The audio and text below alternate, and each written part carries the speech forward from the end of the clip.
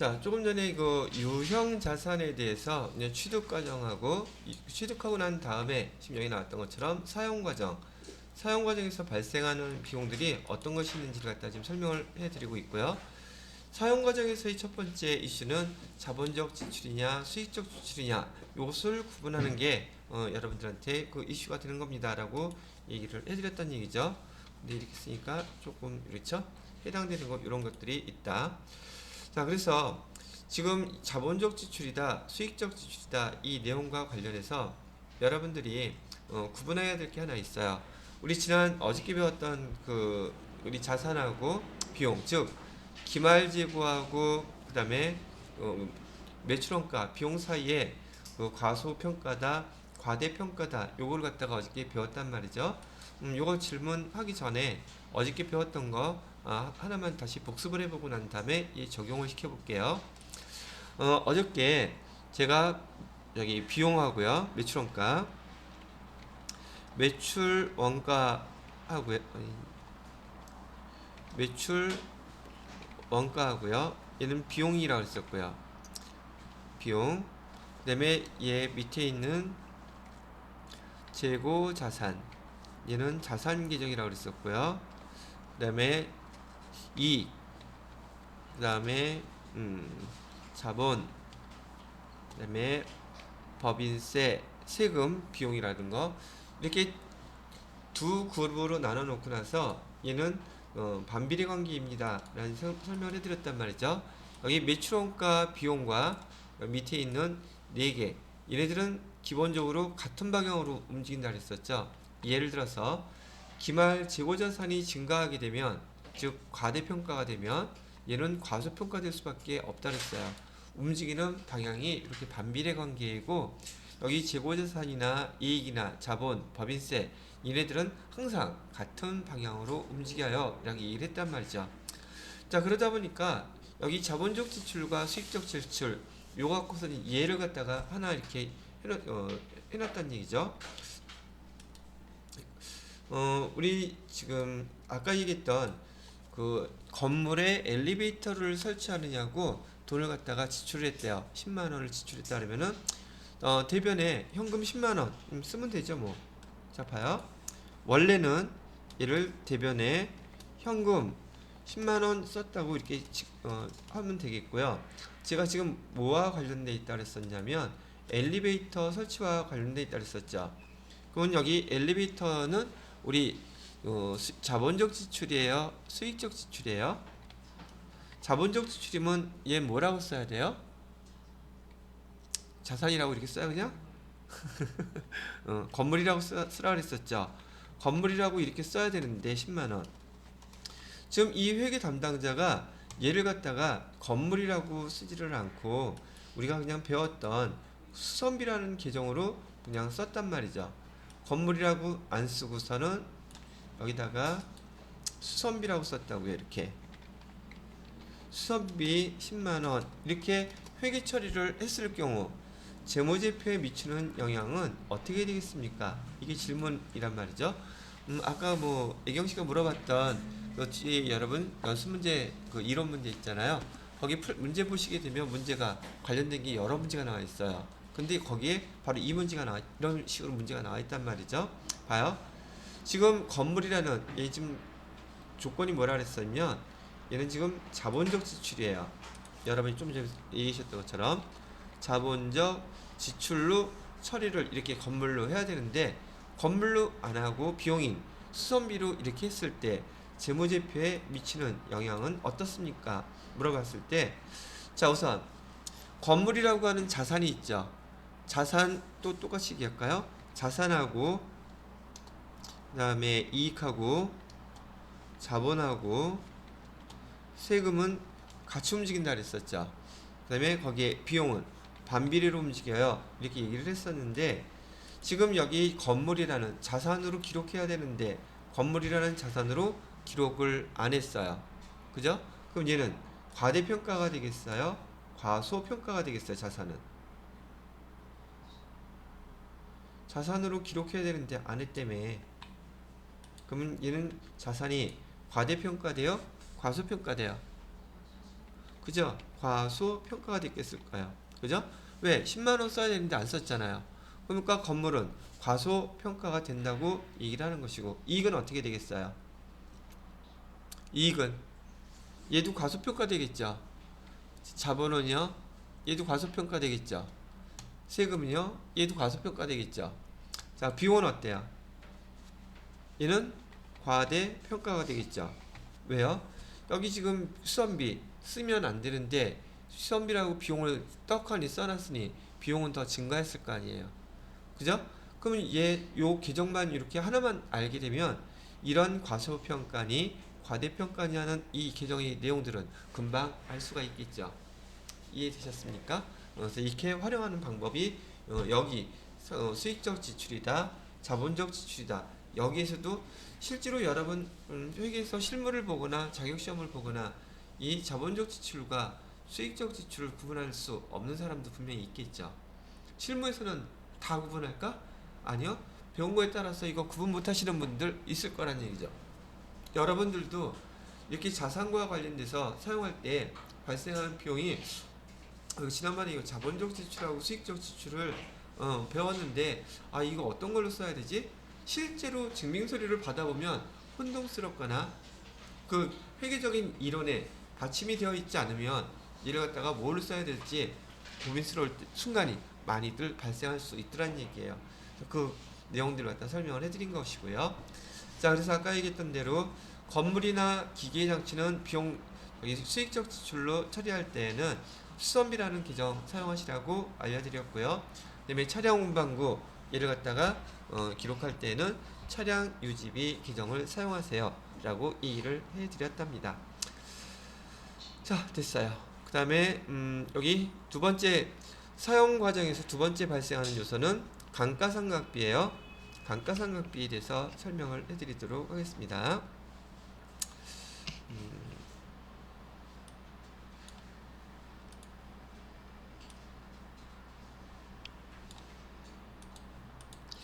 자, 우선 감가상각비 우선 여기 뭐죠? 교재래네. 화면에 우선 감가라는 뜻부터 얘기해 드릴게요.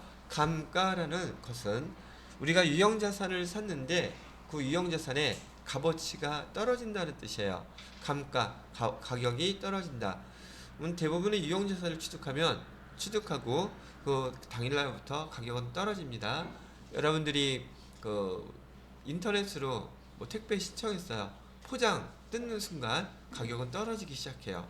그러면 여러분 일상적으로도 이런 건 공감하실 수 있겠죠. 자, 감가라는 것은 값어치가 떨어진다는 뜻이다. 그 다음에 상각이라는 뜻은요, 가격이 떨어지는데 도대체 얼마가 가격이 떨어지는 거야? 그 금액을 계산할 수 있는 방법이 있어요. 이따가 배우실 거고요. 그러면 유형자산을 취득하게 되면, 물건을 사게 되면 가격이 떨어지는데 그 가격이 얼마치가 떨어졌는지 계산하는 거, 그걸 우리는 상각이라는 용어로 써요. 뭐라고 쓴다고요? 상각. 그래서 지금 감가라는 용어도 배웠고 지금 상각이라는 용어도 배웠어요. 감가라는 용어, 상각이라는 용어. 자, 그 다음에 얘를 비용으로 처리하는 거, 얘를 계산된 만큼의 금액을 비용으로 처리하는 걸 우리는 감가상각비라는 용어로 사용합니다. 그럼 여기 보니까 이 감가상각비는 지금 세 가지 단어가 하나로 뭉쳐져 있는 것이죠. 그래서 감가상각비 이렇게 우리가 앞으로는 쓸 것 같습니다. 근데 이렇게 유형자산을 취득하고 난 다음에 그 유형자산의 값어치가 얼마나 떨어지는지 계산하는 것을 감가상각비라고 하는데, 이 감가상각비를 계산하기 위해서는 다음과 같은 세 가지 내용을 반드시 알아야지만이 이 감가상각비를 계산할 수 있답니다. 그 세 가지가 뭐냐고 봤더니 여기 그 유형자산을 취득한 취득원가. 자, 여기서부터 그냥 우리 차량 운반구 샀다는 예로 승용차 걸로 예를 들어 드릴게요. 지금 우리가 회사에서 사용할 승용차 500만원 주고 샀어요. 얼마? 500만원. 그러면 얘는 우리가 회계 용어로 취득원가라고 부를 거예요. 물론 이 취득원가 안에는 아까 얘기했던 취득세와 등록세 관련된 부대비용이 다 포함됐다고 가정하는 거예요. 두 번째, 이 차를 샀는데 우리가 이 차는 지금 추정하기에 5년 정도는 탈 수 있다고 추정을 하는 거예요. 실제로 5년을 탄다는 뜻이 아니에요. 5년 정도 탈 거라고 추정하는데 우리가 사용하는 기간을 우리 회계 용어에서는 내용 연수란 용어로 사용할 거예요. 사용하는 기간을 뭐라고 부른다? 내용 연수라고 부르고, 그 다음에 이 내용 연수는 추정이에요. 그 다음에 마지막 500만 원짜리 차를 사가지고서 얘를 5년 동안 타고 난 다음에 판다면 추정이에요. 이것도 얘는 아무래도 50만 원 정도는 받을 수 있을 것 같다 라고 하는 이 50만 원, 얘는 잔존 가치라고 부를 거예요. 자, 그러면 말을 종합해 볼게요. 우리가 지금 승용차 500만 원짜리를 샀는데 얘를 사면 몇 년 탈 수 있다고요? 5년을 탈 수 있다고 가정하는 것이고 추정. 그다음에 5년 타고 난 다음에 팔면 50만 원 정도는 받을 수 있다고 생각하는 거예요. 그러면 지금 사는 차 500만 원짜리를 500만 원짜리는 5년 타면은 값이 얼마만큼 맥시멈 떨어진다는 얘기예요. 450만 원은 값이 떨어진다는 얘기죠. 나머지 50만 원은 우리가 팔면 받을 수 있다고 하니까 이 450만 원에 대해서 지금 살 때 다 비용 처리하느냐? 이거 몇 년 동안 사용한다 그랬어요? 5년 동안 사용한다 그랬으면 얘는 비용을 매년 90만 원씩 따로따로 이렇게 비용 처리를 해야지 그게 합리적이죠. 아니 샀을 때 다 비용 그냥 처리해버리고 비용 처리하면 그 해 당기순이익에 영향이 가죠. 그죠? 근데 얘는 몇 년 사용할 거니까 5년 사용할 거니까 5년 동안에 나누어서 비용 처리하는 게 그게 합리적이잖아요. 그래서 여기 감가상각비는 합리적인 배분 절차의 비용화. 이건 뭘 설명하는 용어라고요? 얘가 바로 감가상각비라는 계정 과목을 설명하는 용어랍니다. 아시겠죠? 자, 그래서 감가상각을 하기 위해서 계산하기 위해서 반드시 필요한 세 가지, 취득원가와 내용연수, 잔존가치, 이 세 가지를 우리는 감가상각비의 3요소라고 부를 것이고, 감가상각비 3요소 굳이 외워야 돼요. 이거 지금 차 하나 떠올리고선 샀을 때 얼마지? 몇 년 탈 수 있을까? 팔 때는 얼마에 팔까? 이렇게 기억해서 용어 기억하시면 되겠죠. 근데 여러분이 회계 2급, 1급 요 시험 문제 나옵니다. 그래서 감가상각의 3요소가 뭔지 알고 계셔야지 돼요. 자, 좀 쉬었다가 바로 또 수업 이어서 하도록 하겠습니다.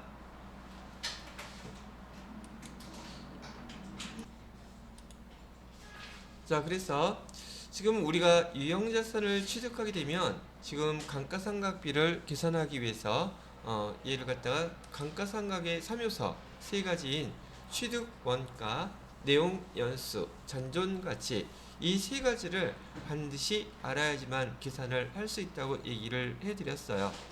자, 그래서 그 예를 들어드리기 위해서 감가상각을 갖다가 계산하는 방법, 지금 두 가지 방법이 있다고 나와 있어요.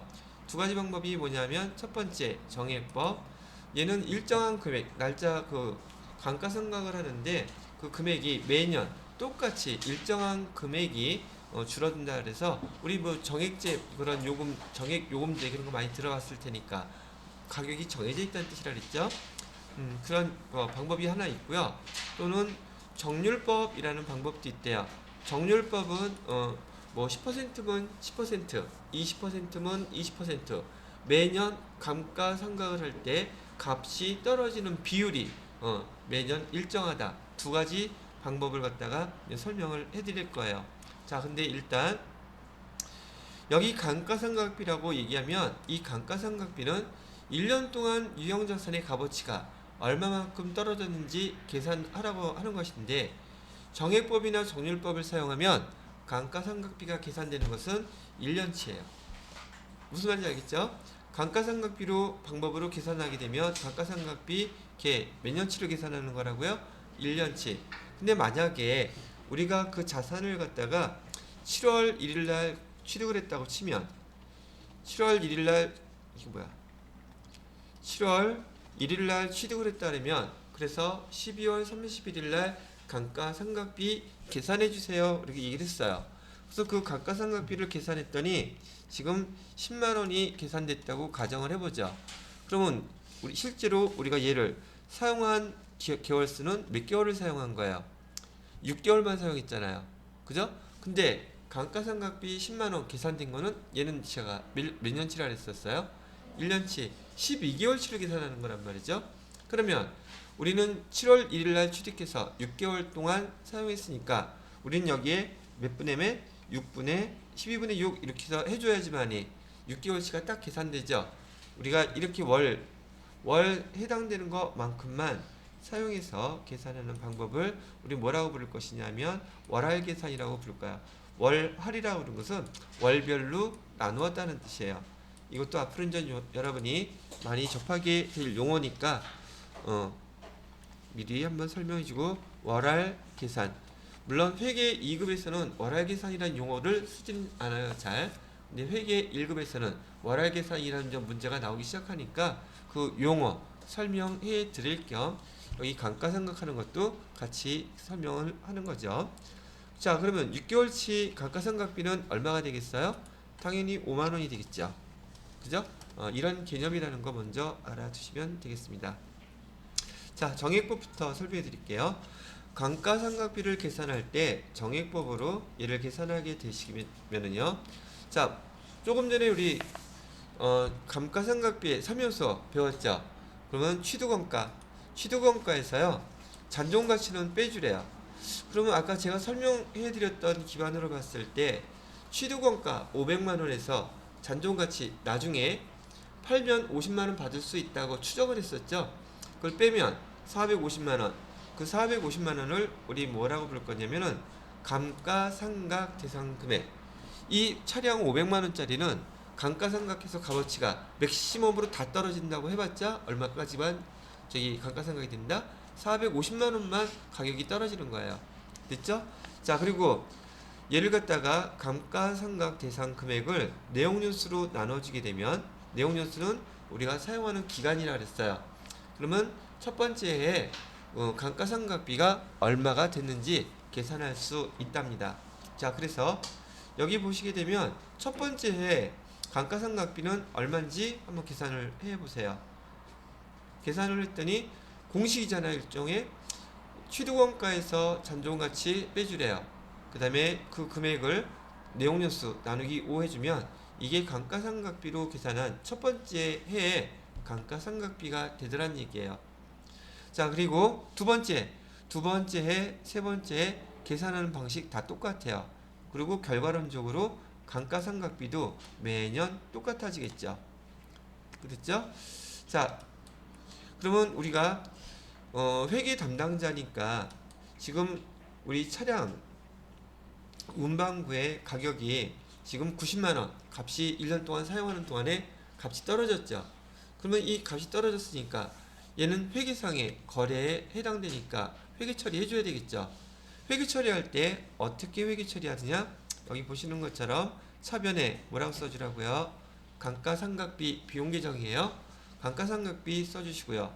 대변에다가는 감가상각 누계 이렇게 써주시면 돼요.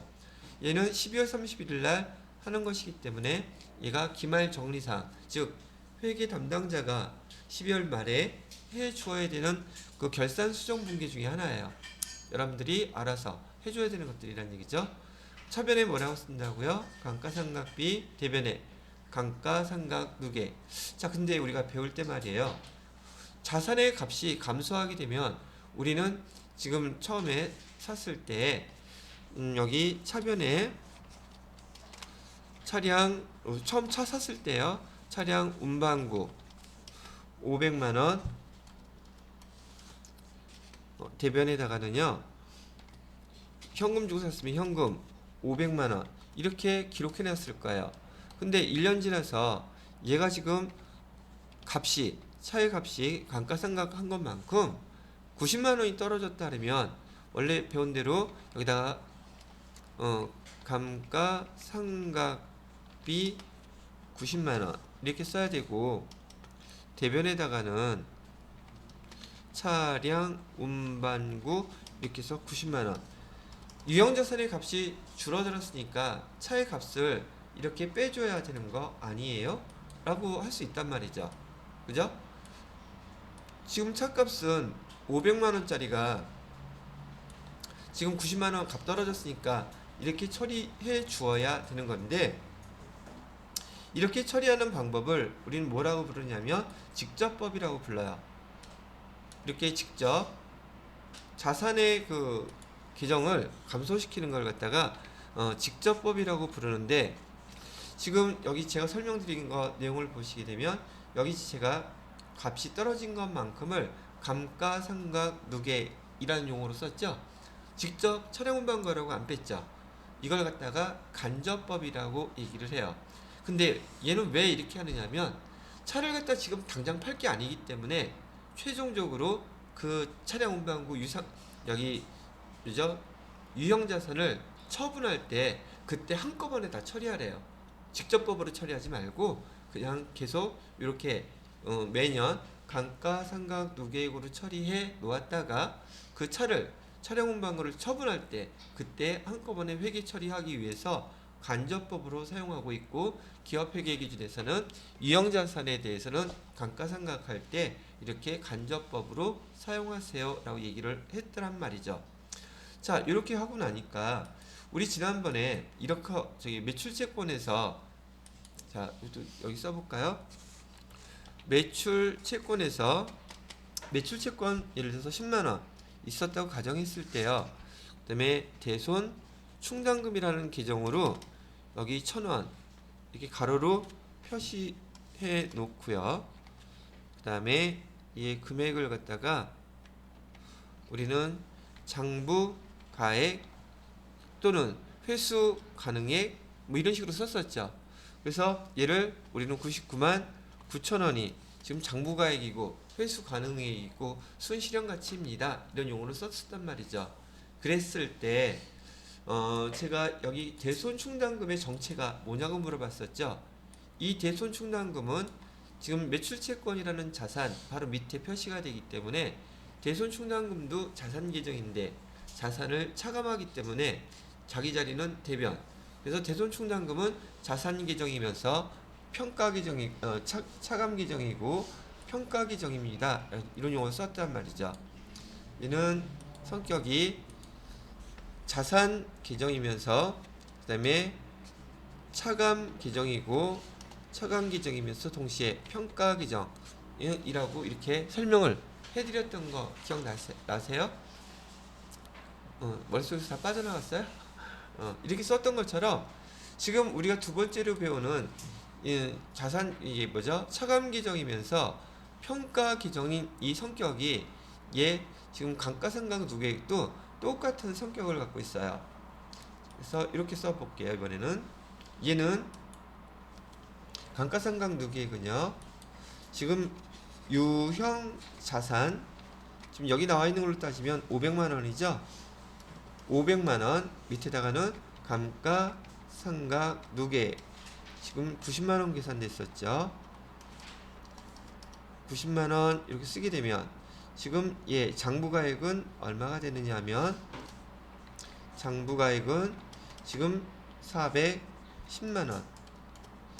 이 뜻은 뭘 뜻하느냐 하면, 유형자산 차량운반구 500만원 주고 샀는데요, 1년 동안 썼더니 얘가 값어치가 90만원 떨어졌어요. 그래서 현재 가치는 얼마입니까? 410만원이라고 우리가 예상을 하고 있는 것입니다. 이런 뜻이에요. 그러다 보니까 아까 설명해 드렸던 이 감가상각누계액의 정체는 뭐가 되느냐는 거죠. 이 감가상각누계액의 정체는 유형자산이라고 하는 자산 밑에 쓰여져 있으니까 감가상각누계액도 자산이에요. 그 다음에 유형자산을 차감하고 있기 때문에 차감 계정이고요. 그 다음에 이 금액을 얼마로? 410만원으로 평가하게 되는 계정이기 때문에 대손 충당금하고 똑같이 자산 계정이면서 차감 계정이고 차감 계정이면서 평가 계정이다 라고 불리는 이 성격을 똑같이 갖고 있더란 얘기예요. 뭐하고 똑같이? 대손 충당금하고 똑같이. 지금 우리가 세무 2급까지 차감 계정이면서 평가 계정인 이 항목은 지금 한 5개 정도를 배울 거예요. 그 중에서 지금 두 번째 게 나와 있는 것이고요. 정확히 얘기하면 여기 세 번째 거예요. 우리 지난 시간에 배웠던 재고자산에서 재고자산도 이거하고 똑같아요. 하나 써봐 드릴게요. 재고자산은 어디다 쓸까?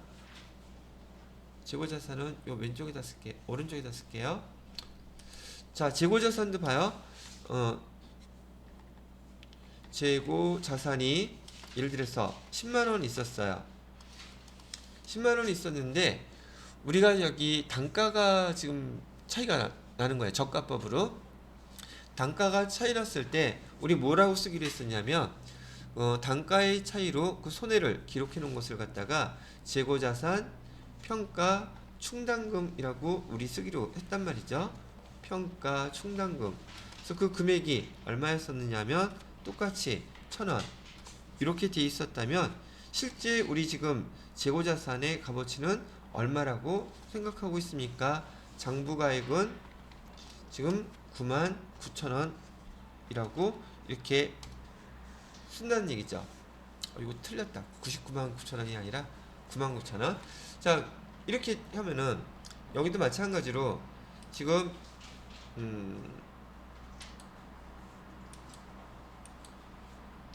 여기 재고자산 평가 충당금도 그 성격은 지금 여기 얘나 별반 다르지 않게 똑같다는 얘기예요. 그래서 자산 계정이면서 자산 계정을 차감하는 계정이고 평가 계정이다. 그래서 지금 이렇게 관련된 차감 계정이면서 평가 계정인 것 지금 세 가지를 설명을 해드렸습니다. 자, 앞으로도 이렇게 관련된 거 두 가지 정도가 더 나올 건데 그때 또 설명해드리기로 하고요. 지금 이렇게 차감 계정이면서 평가 계정으로 기록되어 있는 것은 지금 요 순서 이게 우리 재무상태표에 이렇게 다 기록될 거예요 앞으로. 그래서 다음 주 정도에 우리 이제 회계 프로그램 보시게 되면 재무상태표라는 온전히 작성된 걸 보시게 되면 지금 매출채권, 그다음에 유형자산, 재고자산 이런 것들에 이렇게 설정돼서 그 금액들을 금액이 표시되어 있는 재무상태표를 보시게 될 거예요. 근데 재고자산은 잘 저렇게 표시가 안 되고요. 주로 여기 매출채권, 그다음에 유형자산 이 두 가지가 대부분 이렇게 표시가 될 거니까 참고로 알고 계시면 되겠습니다.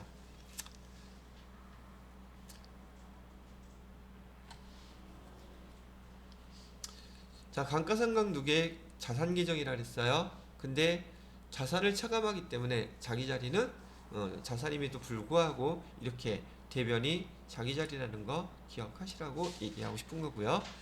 자, 그러면 전반적으로 유형자산이라든지 감가상각 누계액에 대한 정책 여기 설명을 해드렸고, 감가상각하는 방법 두 번째 거 여기 정률법 설명을 해드리도록 하겠습니다. 지금 여기서 보시게 되면은 지금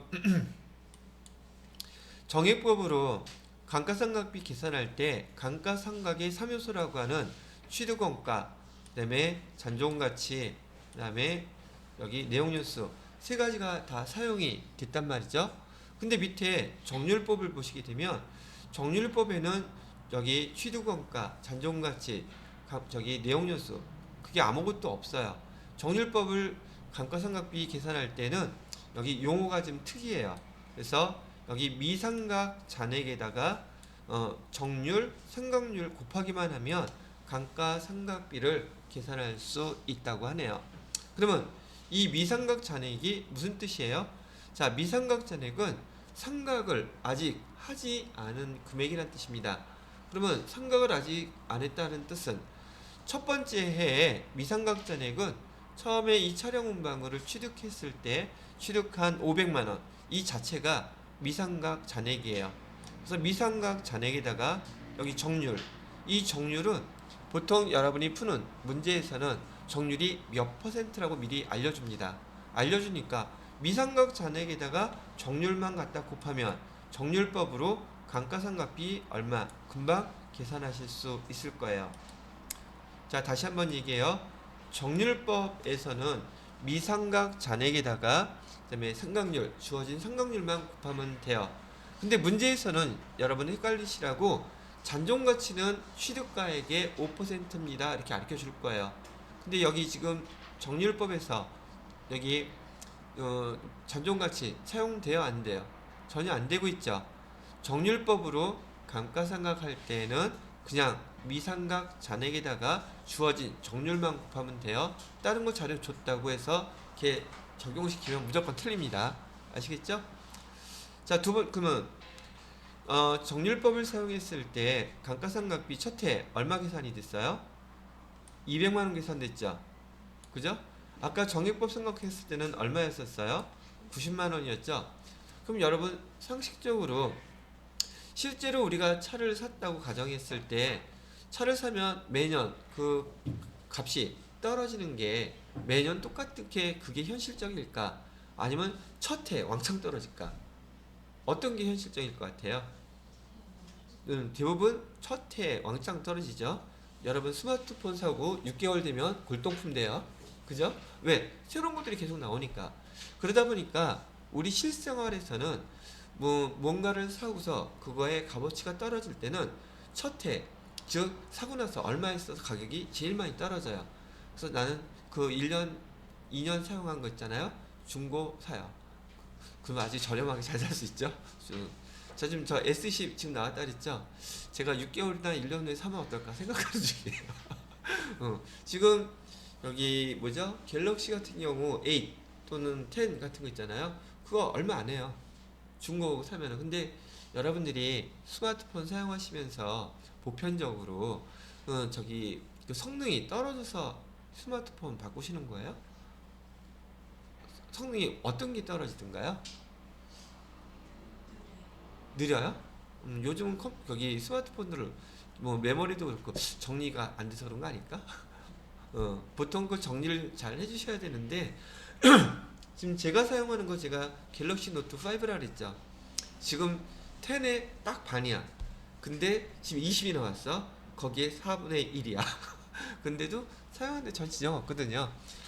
이렇게 컴퓨터 제품 같은 경우에는 이렇게 아무리 좋은 거라 할지라도 사고 나면 그 첫 해 보통 가격이 제일 많이 떨어져요. 그러면 우리 실생활에 가까운 이 방법이라고 한다면 정액법보다는 정률법이 실생활에 더 가깝죠. 그래서 회사에서는 뭐 정액법도 정률법도 많이 사용들 돼요. 근데 세법에서는 정률법을 인정해 줍니다. 이게 이제 실제와 유사하기 때문에 그래서 그게 금액 차이도 좀 많이 나고 있죠. 자, 그다음에 두 번째 거 한번 보세요. 두 번째 해에 미상각 잔액은 얼마가 되겠습니까? 그러면 첫 번째는 취득가액 자체가 한 번도 상각을 했던 금액이 아니니까 500만 원이 미상각 잔액이었지만 1년이 지나서 500만 원 중에서 지금 얼마를 상각했어요? 200만 원을 상각했죠. 그러면 두 번째에 미상각 잔액은 얼마가 되겠다? 500에서 200만 원을 뺀 300만 원이 미상각 잔액이 될 것이고, 그 다음에 여기 상각률은요, 정률은 매년 똑같다 그랬죠. 40% 해주면 두 번째 감가상각비는 얼마가 되겠습니까? 120만 원 되겠죠? 자, 그러면 세 번째 해에 미상각 잔액은 얼마예요? 300만 원에서 또 120만 원을 빼줘야 되겠죠. 그러면 180만 원이 세 번째 미상각 잔액. 거기다가 뭐 곱해야 돼요? 정률 주어진 거 40% 똑같이 이렇게 곱해주게 되면 세 번째 해 감가상각비는 72만 원 이렇게 계산이 된다는 뜻이에요. 자, 여기까지는 구분됐죠? 자, 이번에는 아까 감가상각 누계액에 대한 그 뭐랄까 정책, 그거는 설명이 대손충당금이나 재고자산 평가충당금하고 성격이 같은 것입니다 라는 거 설명을 해드렸죠. 자, 이번에는 감가상각비하고 감가상각 누계액의 그 차이를 한번 설명을 해드려 볼게요. 지금 여기 화면에 보시게 되면은 여기 유형자산 500만 원에서 첫 번째 감가상각 누계 여기 90만 원을 갖다가 예를 들었었기 때문에 90만 원을 썼더니만 장부가액이 지금 410만 원 이렇게 계산이 됐었죠. 그러면 두 번째는 어떻게 계산해야 될까요? 얘가 어떻게 표시해야 될까? 두 번째에는 얘 유형자산을 처분하기 전까지 취득가액은 항상 똑같아요. 500만 원짜리인데 두 번째는 감가상각 누계액이 얼마겠어요? 감가상각 누계액은 1년 전에 90만 원 했었죠. 그러면 2년째 되는 해 또 90만 원 하겠죠. 그럼 두 개 합치면 얼마예요? 180만 원이죠. 두 번째 감가상각 누계액은 매년 12월 31일 날 차변의 감가상각비, 대변의 감가상각 누계 기록하는 건 매번 똑같아요. 그런데 감가상각 누계액은 자산 계정이라 그랬죠. 소멸해야 하네요. 팔 때까지는 소멸하지 않아요. 그러면 전년도에 90만 원 있었죠? 이번 해 또 있죠. 두 개 합치면 180만 원 되죠. 그 다음에는 90만 원 또 생기겠죠. 그러면 감가상각 누계액은 세 번째 해 얼마가 되는 거예요? 270만 원 되죠. 네 번째에는 360만 원 이렇게 된단 말이에요. 그러면 여기에서 지금 두 번째 해라 하면 90만 원, 90만 원 했으니까 180만 원이 감가상각 누계액이 될 것이고, 그럼 두 번째 해 장부가액은 얼마로 표시가 되겠어요? 500만 원에서 180만 원 빼면 320만 원 이렇게 표시가 되겠죠. 감가상각 누계액 어떻게 표시하는지 알겠죠? 자, 그래서 감가상각 누계액은 소멸하지 않고 계속 누적되는 거예요. 그 비용들이. 그래야지 여지껏 우리가 차를 사고 난 다음에 총 얼마가 떨어졌는지 그거 알 수가 있잖아요. 그죠? 그래서 감가상각비 이렇게 구분을 해드렸습니다. 자, 그러면 얘는 지워드리고 여기 그래프를 한번 볼게요. 그래프를 갖다 보시게 되면은 우선 위에 정액법으로 하나 보겠고요. 밑에는 정률법으로 한번 볼게요. 정액법인 경우에는 지금 90만 원일 때 여기를 내용연수라고 써볼게요. 내용연수. 그 다음에 여기는요 금액으로 봤을 때 지금 여기 금액이 여기 내용연수는 1년, 2년, 3년, 4년 이렇게 지나갈 때마다 금액은 90만원 이렇게 되겠죠. 그 다음에 2년 지나가면요 180만원, 아니 모르죠, 90만원, 2년도 90만원, 3년차도 90만원, 4년차도 90만원. 그러면 감가상각비의 그래프는 매년 일정하니까 이렇게 90만원으로 일정하겠죠. 그죠? 이게 90만원으로 감가상각비가 매년 일정하고, 이 그래프의 모양은 다시 90만원 일정하다 매년. 그러면 얘 그래프의 내용은 우리 뭐라고 부르느냐? 얘가 감가상각비 그래프는 매년 일정한 게 정액법의 그래프의 모양이라는 얘기예요. 얘는 정액법. 얘는 좀 이따가 정률법 설명해 드릴 거고요. 자, 그러면 감가상각비 그래프는 이렇게 일정한데 감가상각 누계액 그래프는 어떻게 되겠어요? 1년 차에는 90만원, 2년 차에는 180만원, 3년 차에는 270만원. 비례식으로 올라가겠죠. 매년 똑같으니까. 이렇게요. 그래서 이 그래프의 모양은 우리 뭐라고 부른다? 얘는 감가상각 누계액 그래프야. 그래서 감가상각비는 일직선으로 고정되게 일정하고요. 감가상각 누계액의 정액법의 그래프는 비례식으로 쭉 이렇게 올라간다. 거기에 반해서 정률법인 경우에는 1년 차일 때 금액이 제일 높죠. 1년 차일 때 금액을 한번 써볼까 해도 1년 차일 때, 2년 차일 때, 3년 차일 때 이 정도만 해보게 되면 여기도 내용연수라고 하고요.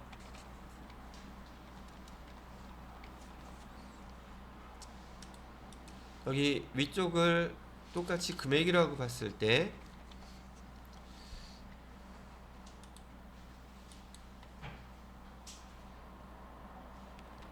자, 여기 내용연수 1년 차에는 금액이 아까 200만원 계산돼 있었죠? 200만원 여기다가 200만원이라고 쓰고요. 그 다음에 2년 차일 때는 120만원이었었어요. 그래서 이 밑에다가 120만원. 3년 차일 때는 얼마였었죠? 72만 원이었었죠? 즉 여기 선을 갖다가 연결해서 보게 되면은 1년 차일 때는 여기 200만 원, 2년 차일 때는 여기 120만 원, 3년 차일 때는 72만 원. 이렇게 하다 보니까 그래프의 모양이 점을 이어서 쭉 그리게 되면 이렇게 내려가더란 얘기예요.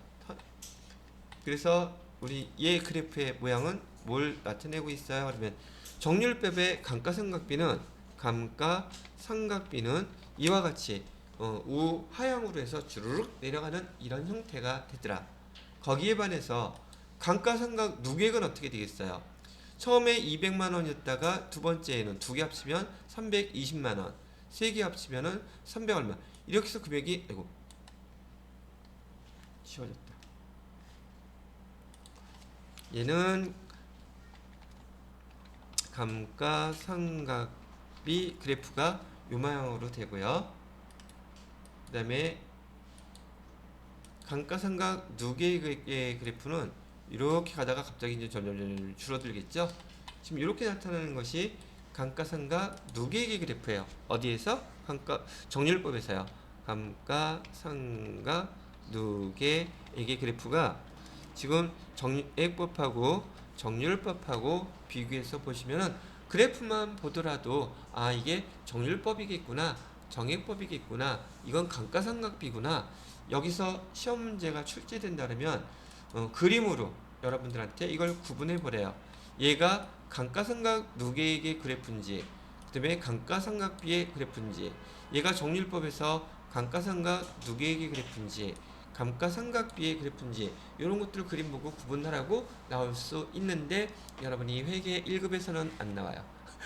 다른 회계 관련된 교재들에서 나오고요. 이건 이론 문제에서 그래프가 나오는 건데 여러분들의 이해를 돕기 위해서 여러분들이 앞으로 이 교재 우리가 배우는 거 이외에 다른 거 보지 말란 법 없잖아요.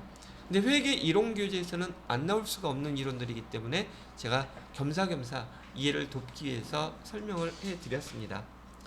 자, 그래프의 모양은 이렇게 됐다고 가정을 하고요. 자, 그러다 보니까 우리는 지금 현재 여러분이 감가상각하는 방법을 여기서 두 가지만 지금 설명을 해드렸어요. 하나는 지금 정액법 배우셨죠? 정액법, 그 다음에 정률법, 그 다음에 두 가지를 더 배울 거예요. 연수 합계법, 그 다음에 생산량 비례법. 다 해버릴까? 이렇게 네 가지가 여러분이 배우실 것인데 그 중에서 일단 교재에 나와 있는 두 가지만 먼저 설명을 해드렸습니다. 이 똑같은 출판사에서 나온 세무 2급, TET 2급 교재에서는 나머지 두 개가 또 나오기 때문에 그때 가서 두 가지 더 설명을 해드릴게요. 자, 그런데 말이죠. 여기서 지금 보여지는 정률법과 연수합계법, 생산량 비례법, 얘를 갖다가 우리는 다른 한마디 말로 가속상각법이라고도 불러요. 가속상각법. 가속상각법은 지금 보시는 것처럼 금액이 현저하게 떨어지고 있죠. 첫 번째 금액이 제일 크고 초기 년도의 감가상각비가 가장 크게 나타나는 방법들이에요. 자, 그러다 보니까 실제적으로 여기 정액법은 가속상각법들에 비해서는 감가상각비가 제일 적어요. 어떤 걸 계산하더라도 정액법이 첫 해에 감가상각비 계산되는 금액은 아주 제일 적습니다. 그러면 얘 정액법 사용하는 거하고 정률법 사용하는 거하고 감가상각비를 계산하게 되면 정률법이 첫 해에 많이 계산되니까 이 정률법 비용 처리를 많이 하면 이익이 줄어들죠. 그럼 세금 적게 내니까 더 좋은 거 아니에요? 라고 물어보고 싶잖아요. 근데 그래프를 보세요. 나중에 가면 갈수록 더 점점 작아지죠. 그럼 어느 순간인가는 정액법보다도 금액이 더 낮게 나온단 말이죠. 그래서 결과론적으로 차량 운반구 500만원짜리의 이 차는 감가상각을 최대한 얼마까지 할 수 있어요? 450만원까지 할 수 있죠. 잔존가치는 팔면 되는 거니까. 그죠? 결국은 똑같다는 얘기예요. 다만 처음에 감가상각비가 어떤 게 급속도로 빨리 되느냐? 정률법. 비교를 갖다 그래프로 이것도 한번 해봐드려요. 이렇게 됐다는 뜻이에요. 정액법하고 정률법하고 감가상각비만 계산을 한다면, 자, 정액법은 감가상각비가 이렇게 일정하죠. 거기에 반해서 정률법은 이렇게 그래프 그려진다. 아이고, 그래프가 이렇게 그려진다 했었죠. 그죠? 여기 기점으로 해서 여기 정액법보다 정률법이 이때는 비용이 크죠. 그런데 어느 일정한 시점이 지나가게 되면 정률법이 정액법보다 작아요. 그래서 결과론적으로 여기 상각할 수 있는 최대 금액은 얼마까지만 상각이 되더라? 450만 원어치까지가 최대로 감가상각비가 상각이 된다는 뜻이에요. 이해되셨죠? 자, 그리고 여러분이 지금 아까 감가상각을 계산할 때에는 감가상각의 3요소 반드시 다 알아야 됩니다라고 했었죠. 정액법에서는 감가상각의 3요소인 여기 취득원가, 그 다음에 잔존가치, 그 다음에 내용연수 다 사용이 됐죠. 근데 정률법에서는 아무것도 사용 안 됐어요. 그죠? 그럼 이거 뭐야? 이거 몰라도 계산할 수 있다는 뜻이야? 라고 생각할 수도 있지 않겠냐는 거죠. 자, 이 정률법에서 지금 우리가 배웠던 여기 감가상각의 3요소는 이 상각률, 즉 40%를 계산할 때 사용하는 겁니다. 상각률은 어떻게 계산하느냐면요. 제가 여러분이 생각하기에 제가 수학을 잘할 것 같아요? 못할 것 같아요?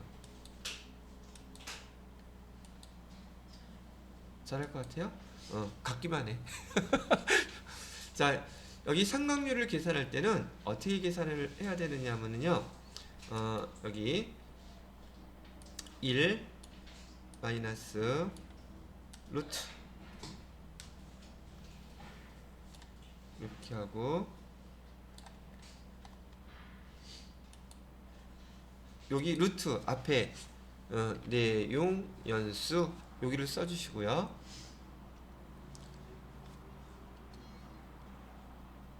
이건 쓰지 않으셔도 돼요. 나오지도 않아요. 그 다음에 여기는 취득가액, 그 다음에 분모에다가는 여기 잔존가치, 이렇게 계산을 하게 되면 이 정률, 상각률을 계산할 수 있대요. 그럼 여기 우리가 주어진 자료대로 얘를 갖다가 숫자를 써보게 되면 이렇게 되겠죠. 1 마이너스 내용연수는 5죠.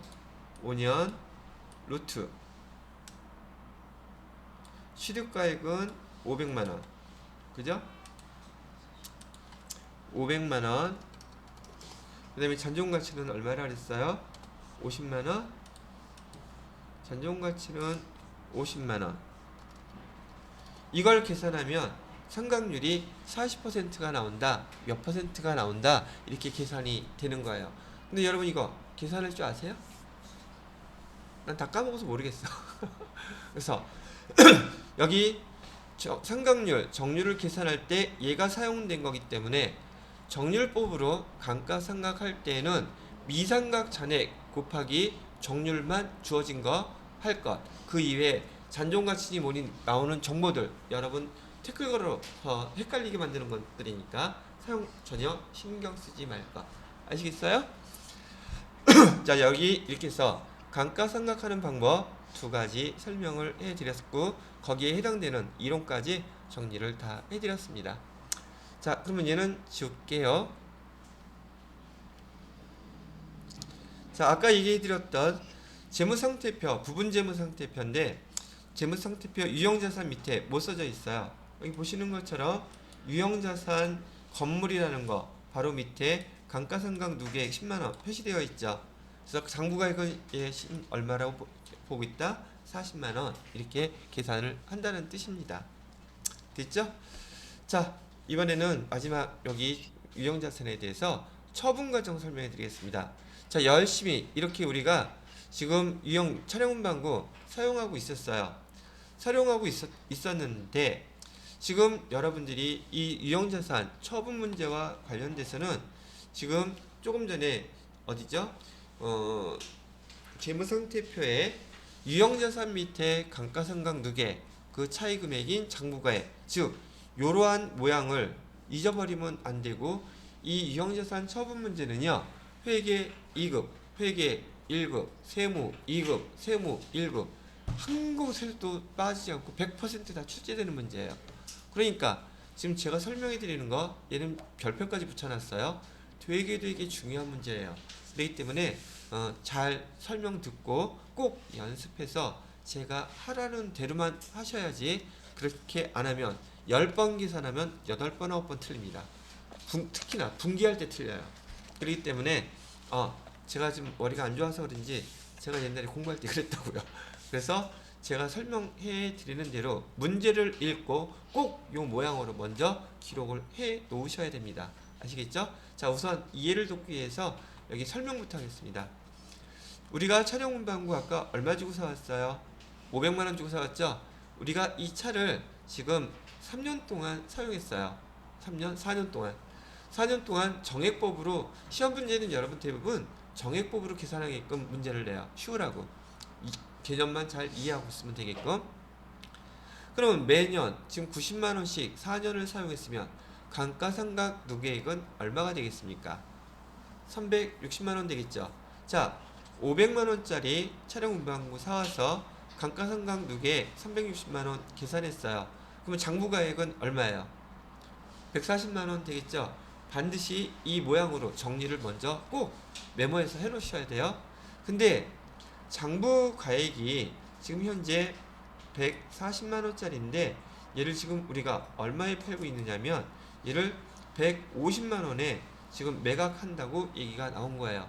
그러면 우리가 유형자산을 매각, 처분 이거 할 때에는 장부가액과 우리가 받을 돈 또는 받은 돈과 비교합니다. 다시 뭐하고 비교하라고요? 우리가 받은 돈 또는 받을 돈하고 이렇게 비교하시라고요. 비교해보면 우리가 지금 이익이에요? 손해예요? 이익이죠? 이걸 우리가 배웠던 유형자산 처분 이익이라고 이렇게 기정을 쓰는 거예요. 만약에 금액이 더 적으면 유형자산 처분 손실이 나오겠죠. 그죠? 그러면 문제만 읽어보면서 이렇게 정리를 해 두시고, 유형자산 처분 이익이나 유형자산 처분 손실이 얼마 나온다는 것까지 먼저 계산이 딱 돼 있어야 돼요.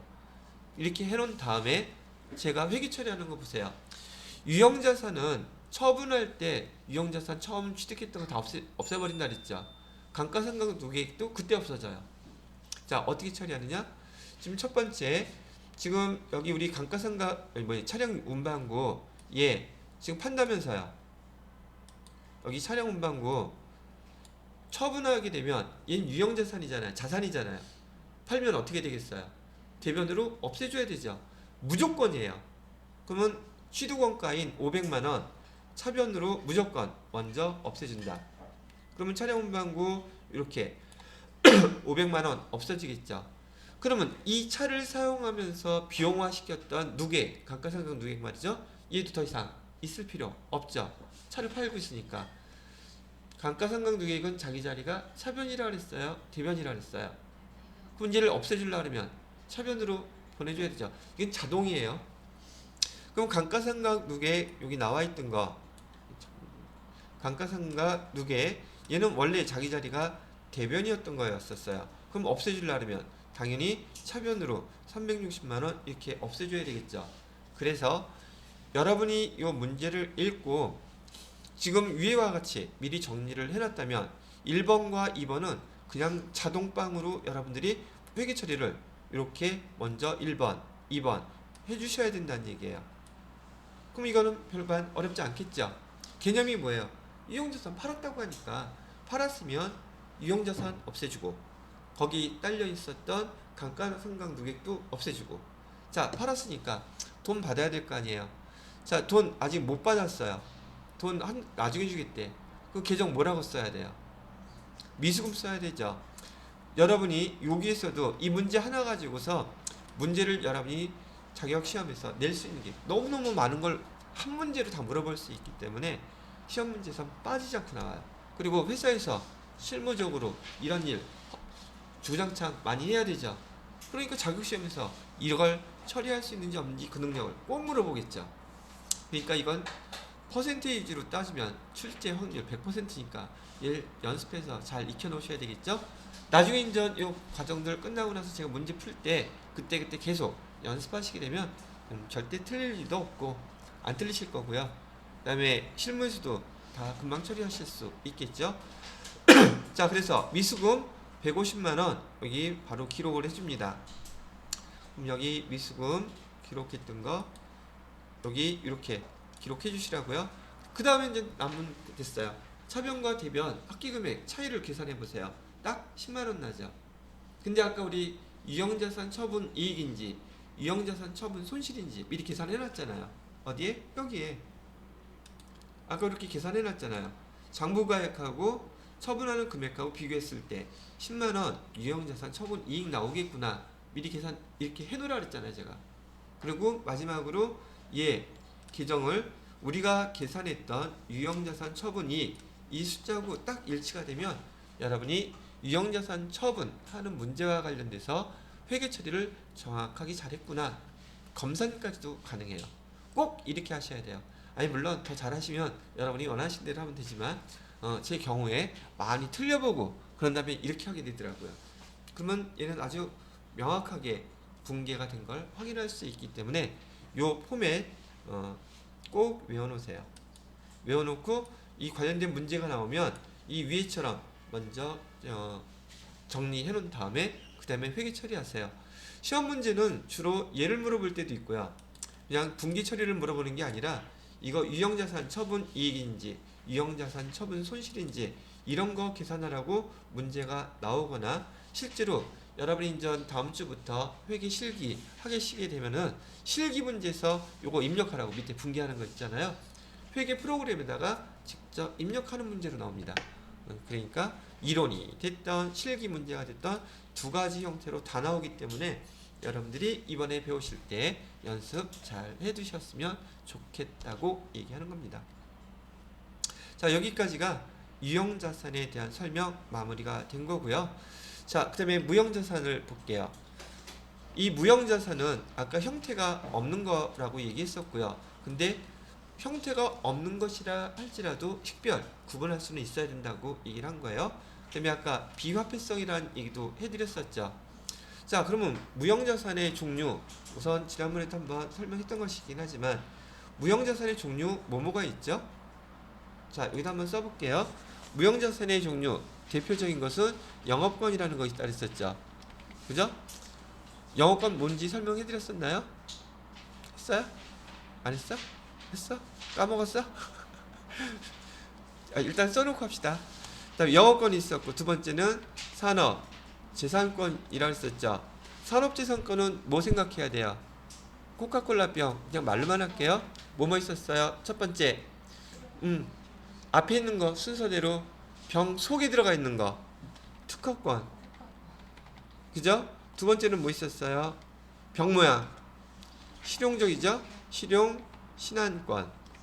세 번째 그 글자 디자인이었었잖아요. 디자인권. 네 번째 상표로 등록하게 되면 상표권. 우리 이렇게 구분하기로 했었죠. 산업재산권에는 이런 게 있다고 그랬었어요. 자, 그 다음에 어떤 게 또 있다 그랬냐? 기억해야 될 거. 개발비. 개발비가 무형자산이라 그랬었죠. 근데 이 개발비하고 나머지 것들 연구비라든지 또 연구 개발비라든지 그 다음에 경상 개발비라든지 이런 용 아무리 많이 나와도 개발비만 무형자산이고 나머지 것들은 다 판관비예요. 아시겠죠? 근데 제가 이런 거 설명 안 했었나요? 했어요? 안 했어요? 안 했어요? 시침 툭 되는 거 아니야? 자, 일단 이렇게 해드리고요. 그 다음에 개발비 말고 우리 주변에서 좀 많이 볼 수 있고 회사에서도 많이 발생하는 거 소프트웨어. 소프트웨어도 무형자산이에요. 즉 여러분들이 지금 프로그램 많이 다루시는 아래 한글이라든지 회계 관련된 프로그램이라든지 포토샵 같은 거라든지 동영상 촬영, 즉 우리가 컴퓨터에서 사용하는데 프로그램으로 돈 내야 되는 것들 있죠. 그거 다 우리 회계 담당자가 우리 회사에서 샀다면 뭐라고 기록하라는 뜻이에요? 소프트웨어라고 기록하시라고요. 얘 어디 속해요? 소프트웨어는 무형자산. 왜 무형자산에 속하냐면 여러분이 다루는 프로그램은 키보드나 마우스를 통해서 입력 장치로 입력을 했는데 그렇게 입력하거나 그렇게 하면 이렇게 보여주라고 프로그래밍이 되어 있는 거죠. 프로그래밍 언어로. 그게 눈에 보여요?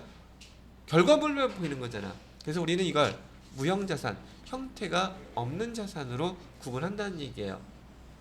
시험 문제에서 자주 나오는 계정은 여러분이 회계 1급 정도의 수준에서는 여기 특허권이라든지 상표권이라든지 그나마 많이 물어보는 거 개발비. 회사에서는 소프트웨어 사용하지 않는 회사가 거의 없기 때문에 이런 정도 용어가 많이 나와요. 그런데 소프트웨어 뿐만이 아니라 여러분 프랜차이즈라는 용어 많이 들어봤죠? 프랜차이즈 얘도 마찬가지로 무형자산이에요. 왜? 그 관리를 갖다가 그냥 가맹점에 가입하면 다 사용할 수 있게끔 해주는 것이기 때문에. 그 다음에 라이센스도 대표적인 그 무형자산에 속하는 거예요. 이 라이센스의 그 대표적인 케이스는 뭐냐면 여러분들 스마트폰들 사용하시죠? 거기에 선이 연결돼 있어요? 유선이에요? 무선이에요? 그 무선 통신망은 저기 우리 고속도로 차로 있는 것처럼 통신망도 일정한 주파수대가 있대요. 근데 그거는 국가 소유예요. 국가. 근데 그걸 지금 우리나라에서는 이동통신사들이 빌려 쓰고 있는 거예요. 어디에서? 뭐 SK나 KT나 LG+, 이 3사에서 그 무선 통신망을 국가로부터 빌려서 씁니까?